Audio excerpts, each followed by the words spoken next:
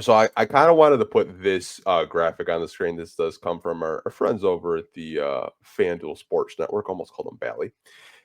Still going to for whatever reason. But I thought this was a really great graphic by them.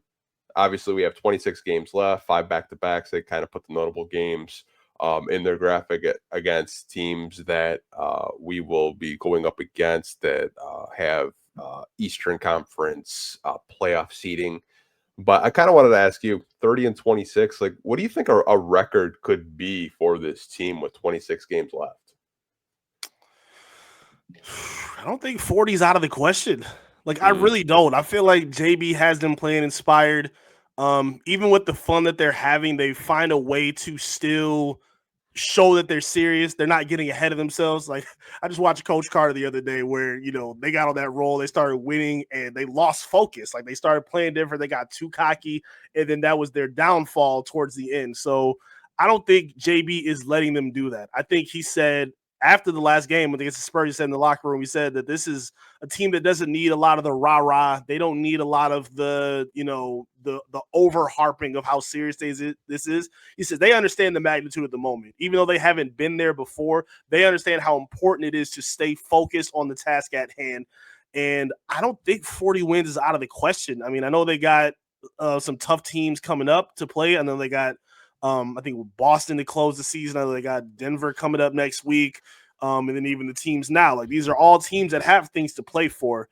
But the Pistons do as well. And I think as a younger team, you're not as tired heading into the back end of a year.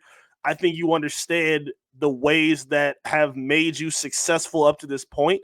And I don't think they're going to abandon that now up to this point because, again, they don't just have to rely on, again, we talked about transition scoring in basketball. They're also able to score in half-court sets as well. They found ways to get Malik Beasley open looks. I love when they play Tobias Harris in the post. Like, they found different ways to attack their opponents and, hunt out mismatches as well. So I think they have a lot of recipes that they could get up to 40 wins. I don't really think that's a stretch. I think it's very possible if they stay disciplined. I mean, it's going to be difficult. Again, all these teams they have to play against have something to play for. But again, when you have somebody as disciplined as the coach that they have, an all-star franchise point guard that I think is a top 10 player right now, I think they are dialed in and well capable of 40 wins. Yeah, I mean, you got 26 games left. You're 30 and 26, 6 in the East, 2 games behind 4th place right now. 5 back-to-backs, which I don't really think is too bad in 26 games played. I think, the start of the season, they got most of their back-to-backs out of the way. Right. But I look at their schedule, after they play Boston and Denver, it kind of lightens up. They have the 18th hardest schedule according to Tankathon, which I'm reading off right now. So you kind of have a middle of the pack schedule. I think where I'm looking at it, I think they could go anywhere between 41 and possibly 45. I kind of think like that's where they could go. And man, like, wouldn't that be crazy? Going for like having a 30 game improvement in a year is something that doesn't really happen across the NBA too much. But I honestly think they could definitely be a 40 win basketball team if they keep this level up of intensity. Offensively, I know we talked about just the way that they've unlocked it, transition, running, playing hard on both ends. Jalen Duren, finding new ways to be effective, scoring the basketball. Asar Thompson kind of being that Swiss Army knife. Dennis Schroeder, who I don't even think has really fully learned all the plays yet. I think, you give him a good 10 games or so, he's going to start, taking stress off the starting unit, and you can leave him out there longer. I think this team could definitely be a 40 win basketball team. Just when you look at their schedule, obviously, playing the Bucks the last 2 games of the season could definitely have some seeding implications, depending on like where the Pistons are going to be at. But hey man, Doc Rivers might Doc Rivers. You never know. I just don't trust him. I don't know what it is. I think I've just seen so many teams just implode towards the end of the season and in the playoffs where it's just like, they're just a mistake waiting to happen. Like any team he's coached, like whether it was, the Clippers or Philly or any of them. But it'll be interesting to see like how they see it. I know Chuck said the only teams that really worry him is Cleveland and Boston. And Mhm. I would probably agree. Any team that has a stretch big and size in the front court, I think I think I would be worried about, just because like we've seen in the beginning of the season that they do kind of struggle with those stretch fives, like the Miles Turners, the Cats, the Brook Lopez's. But I will say Jalen Duren has done a much better job of closing out. In the beginning of the season, he was just kind of standing in the paint, but now I've seen him actually close out a lot harder on the perimeter, which I think that's because, Sar covering more ground around the painted area, so he can, Yeah. you know, close out a little bit harder. But yeah, I think 40 wins is doable.